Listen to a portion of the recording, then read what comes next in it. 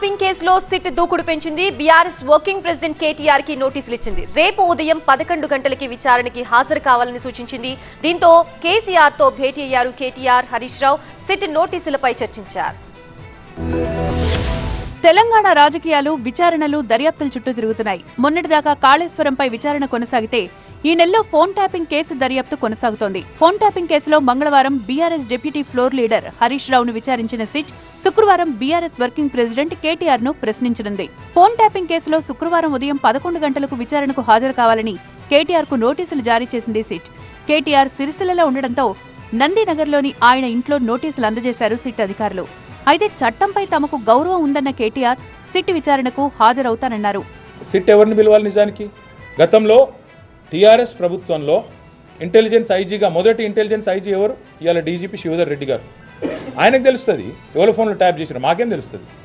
గతంలో డీజీపీగా పనిచేసిన మహేందర్ రెడ్డి గారికి తెలుస్తుంది. మొన్నటిదాకా డీజీపీగా పనిచేసిన జితేందర్ గారు, ఆయన గతంలో హోమ్ సెక్రటరీ ఉండి, ఆయనకు తెలుస్తుంది. ప్రతిపక్ష నాయకుల ఫోన్లు ఇవాళ రేవంత్ రెడ్డి ట్యాప్ చేయడం లేదని ఒక్క అధికారి కెమెరా ముందుకు వచ్చి చెప్పే ధైర్యం ఉందా? చెప్తారా అఫీషియల్గా? వాళ్ళకి తెలుసు, చెప్పలేరు. ఎందుకు?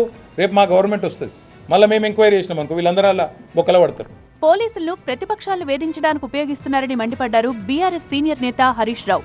డైవర్షన్ పాలిటిక్స్ లో భాగంగా కేటీఆర్ కు నోటీసులు ఇచ్చారన్నారు. సిట్ నోటీసులు పంపుతుండగా ప్రేమలేఖ భయపడతామనుకుంటున్నావా?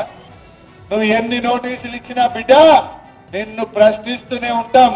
మహాలక్ష్మి ఇచ్చేదాకా అడుగుతాం, రైతు రుణమాఫీ అడిగేదాకా అడుగుతాం. మరోవైపు ఫోన్ ట్యాపింగ్ కేసంతా ట్రాష్ అన్నారు కేంద్ర మంత్రి కిషన్ రెడ్డి. ఫోన్ ట్యాపింగ్ అంతా కూడా 2 సంవత్సరాలుగా డ్రామా నడుస్తుంది. మీరు హైకోర్టులో అఫిడవిట్ ఇచ్చారు, జడ్జీలకు సంబంధించినటువంటి ఫోన్లు కూడా ట్యాపింగ్ జరిగిందని. ఎవరిచ్చారు? రాష్ట్ర ప్రభుత్వము అఫీషియల్ గా హైకోర్టులో అఫిడవిట్ ఇచ్చింది. ఇంకా దానిపైన ఇంకా ఎంక్వైరీ లేని, దర్యాప్తు లేని, గుడ్డేంది గూసేంది, చిత్తశుద్ధి ఉంటే అలా చేయాలా? బీఆర్ఎస్ బీజేపీ ఆరోపణలకు కౌంటర్ ఇచ్చారు కాంగ్రెస్ నేతలు. ఫోన్ ట్యాపింగ్ కేసులో చట్టపరంగా చర్యలుంటాయి తప్ప వ్యక్తిగత కక్ష సాధింపులు ఉండవన్నారు.